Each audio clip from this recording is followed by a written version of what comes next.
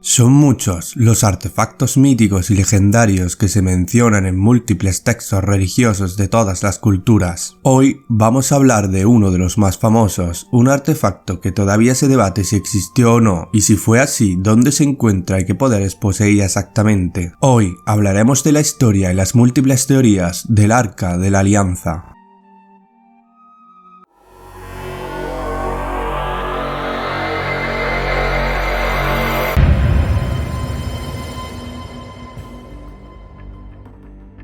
El Arca de la Alianza ha obsesionado a historiadores, arqueólogos y religiosos durante siglos. Es probablemente el objeto sagrado más misterioso de la tradición judío y cristiana, tanto más incluso que el Santo Grial. Según cuenta el Antiguo Testamento, su diseño fue dictado por Yahvé a Moisés para almacenar las tablas de la ley. Sin embargo, su rastro histórico se pierde hace 2600 años en Jerusalén. Desde entonces, las teorías que han intentado explicar su posible paradero se han acumulado, hasta el punto que los nazis llegaron a perseguir sus supuestos poderes paranormales que garantizaban la victoria en la batalla a quien la portase.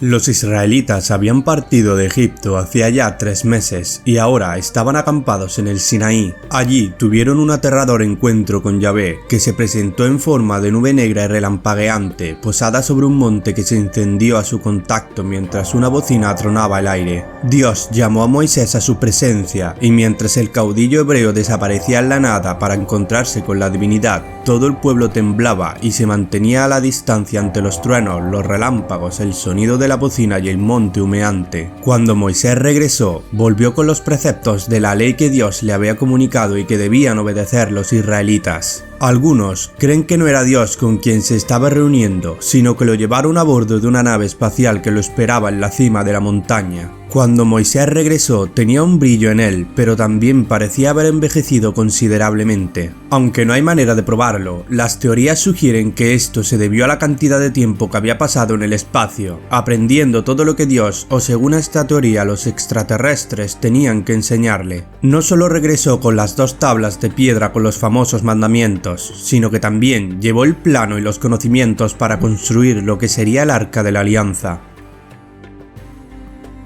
El libro del Éxodo contiene las instrucciones que Yahvé dio a Moisés para construir el arca. La caja estaba hecha de madera de acacia y medía aproximadamente 1,25 metros de largo por 75 centímetros de ancho y alto. Por dentro y por fuera estaba forrada de oro puro y contaba con 4 anillas de oro en las esquinas para pasar unas varas de madera de acacia, igualmente cubiertas de oro para cargar con ella. Además, las varas jamás se debían sacar de las anillas. La Biblia nos relata que el Arca de la Alianza tenía poderes excepcionales e incomprensibles. Podía detener el curso de los ríos, aplastar montañas y destruir ejércitos enteros. De acuerdo a la tradición hebrea, el Arca de la Alianza tenía la capacidad de quemar las espinas y otras obstrucciones en los caminos del desierto. Además, las chispas entre los 2 querubines que la adornaban podían matar serpientes y escorpiones. Durante el cruce del Jordán, el río se secó tan pronto como los pies de los sacerdotes que portaban el arca tocaron sus aguas y permaneció así hasta que salieron del río, después de que la gente hubiese pasado. También fue utilizada en el campo de batalla y en las ceremonias que precedieron a la captura de Jericó, donde fue llevada alrededor de la ciudad precedida por los hombres armados y por 7 sacerdotes con 7 trompetas de cuernos de carnero. La Biblia relata que para lograrlo, los israelitas estuvieron dando vueltas durante 6 días alrededor de la ciudad con el Arca de la Alianza a cuestas. Al 7º día, dieron 7 vueltas, lanzaron un grito de guerra, dejaron oír sus trompetas y las murallas cayeron como si de papel se tratara.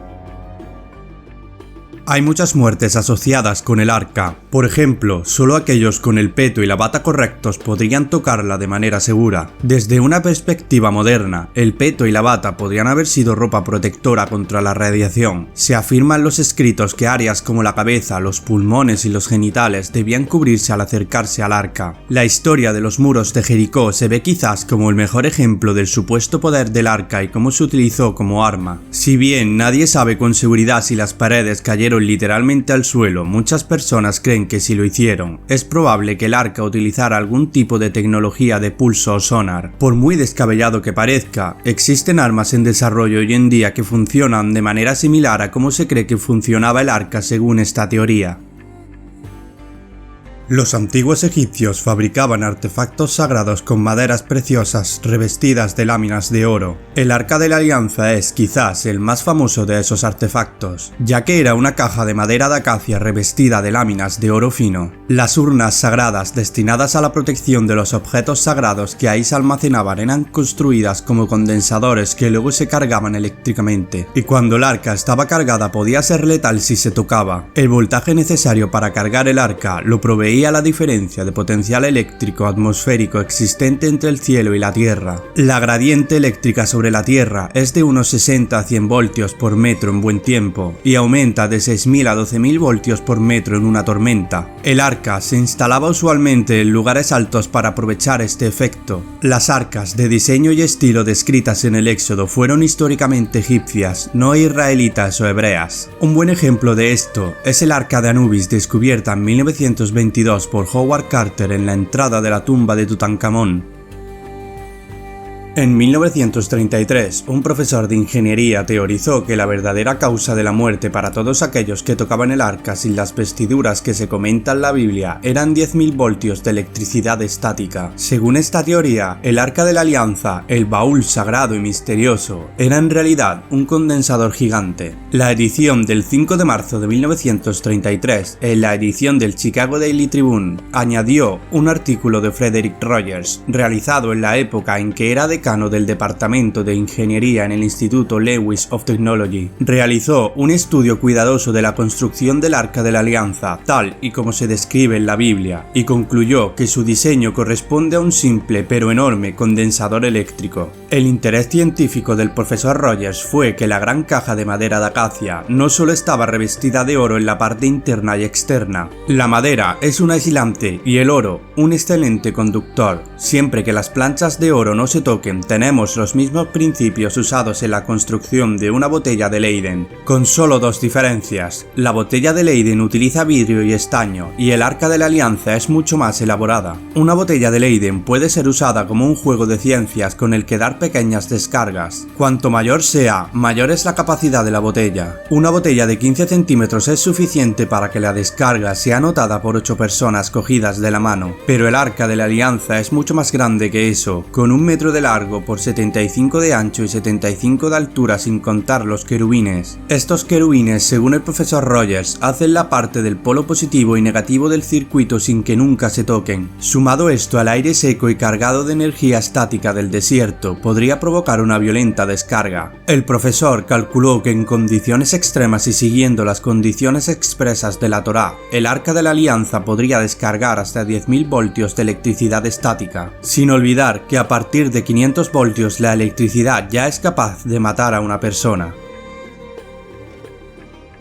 En otra teoría se explica que el Arca de la Alianza podría ser un dispositivo para comunicarse con alguien. Algunos dicen que era para comunicarse directamente con Dios. Todas estas ideas están sacadas de varios pasajes de la Biblia donde se sugiere que tendría esta función. Al estar activo el objeto, la imagen de Dios aparecería sobre el arca según dice esta teoría. La forma de aparecer tiene muchas versiones. Normalmente estas apariciones vienen con fuego, humo y luces brillantes. Esto sugiere que podría ser un dispositivo electrónico que funciona con electricidad. Hay otra teoría que dice que el arca podría comunicarse usando hologramas de alguien que está en otro sitio. En aquella época no sabían nada de hologramas, por lo que es fácil imaginar que pensarían que se trataba de una obra de Dios.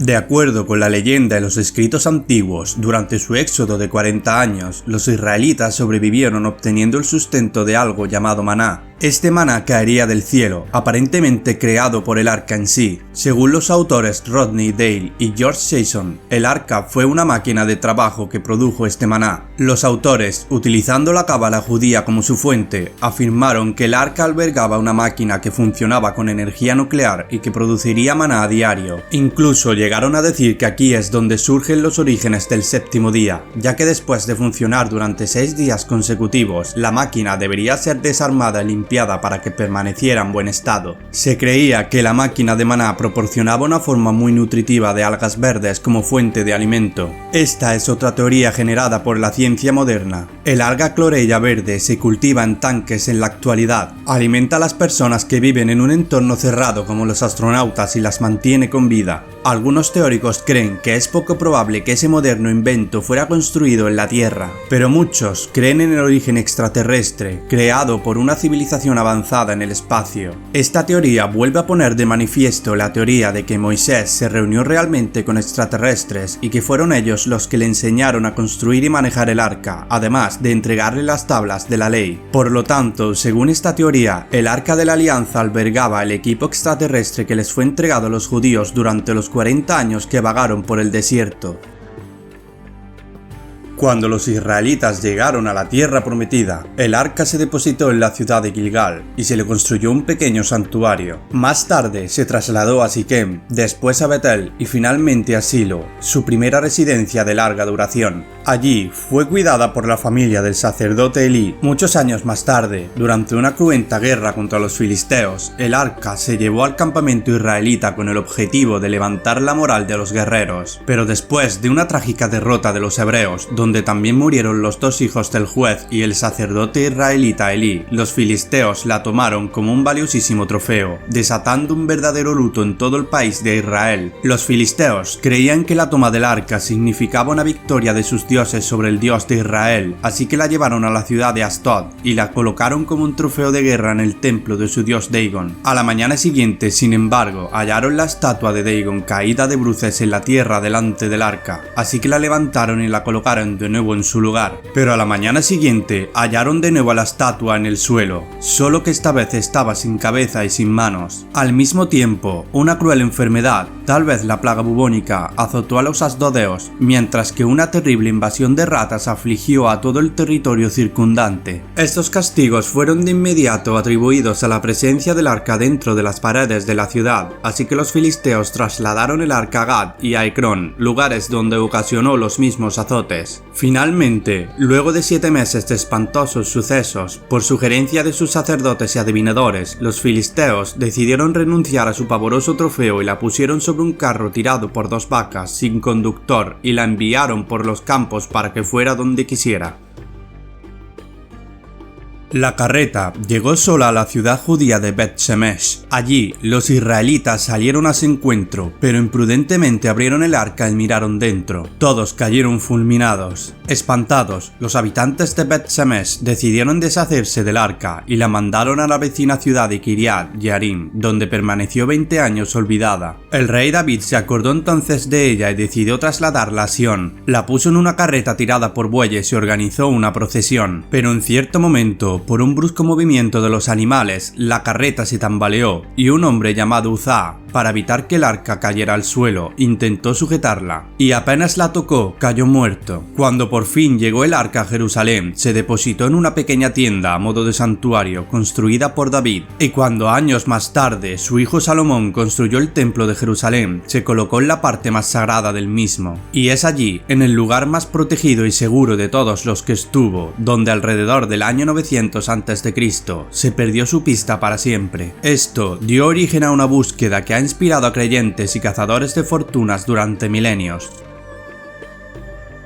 Hay muchas teorías para explicar el actual paradero del arca. Algunos sostienen que los babilonios, comandados por el rey Nabucodonosor II, tras conquistar Jerusalén en el año 586 a.C., se apoderaron del arca, la destruyeron y fundieron su oro. Otros sostienen que durante esta invasión fue ocultada por sacerdotes del templo. Según el libro de los Macabeos, el profeta Jeremías tomó el arca y la ocultó en el monte Nebo. El profeta, después de una revelación, mandó llevar consigo la tienda y el arca, y salió hacia el monte donde Moisés había subido para contemplar la heredad de Dios. Y cuando llegó Jeremías, encontró una estancia en forma de cueva. Allí metió la tienda, el arca y el altar del incienso y tapó la entrada. Hay varias afirmaciones y rumores de que el arca está en el monte del templo. Quizás el más controvertido de estos sucedió en 1981. El rabino Yehuda Meir Getz hizo un túnel en secreto hacia el muro occidental y debajo del monte del templo. Estaba seguro de que había señalado la ubicación del infame arca. Sin embargo, el ruido de su excavación ilegal pronto alertó a las autoridades. El proyecto se cerró y el sistema de túneles se bloqueó. Getz diría constantemente hasta el día en que murió que estaba a menos de 40 pies de distancia del Arca de la Alianza. En 2015 apareció una historia que afirmaba que se había descubierto un código secreto que indicaba la ubicación del arca después de que una alfombra que iba a cambiarse se rompió bajo la cúpula de la roca. Antes de que el código pudiera ser descifrado e incluso fotografiado y documentado para ese asunto, se había cubierto con una nueva alfombra. Esto llevó a la ira y las acusaciones entre los eruditos y líderes judíos y musulmanes, y aunque no dio lugar a la violencia, demostró la importancia tanto del sitio como de los posibles restos de la reliquia para quienes viven en la región. Como curiosidad, hay muchos avistamientos de ovnis sobre esta parcela sagrada de tierra, lo que lleva a muchos que creen en la antigua teoría de los astronautas a creer que existe una conexión entre las reliquias antiguas legendarias y los extraterrestres de otro mundo.